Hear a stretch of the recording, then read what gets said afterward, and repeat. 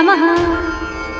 सौराष्ट्रे सोमनाथं च श्रीशैले मल्लिकार्जुनम् उज्जयिन्यां महाकालम् ओंकारं ममलेश्वरम् परल्यां वैद्यनाथं च डाकिन्यां भीमशङ्करम् सेतुबन्धे तु रामेशं नागेशं दारुकावने वाराणस्यां तु विश्वेशं त्र्यम्बकं गौतमीतटे हिमालये तु केदारं घृसृणीशं शिवालये एतानि ज्योतिर्लिङ्गानि सायं प्रातः पठे नरः सप्तजन्मकृतं पापं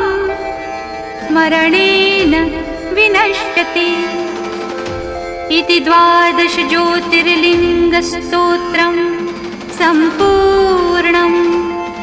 ॐ शिवार्पणमस्तु।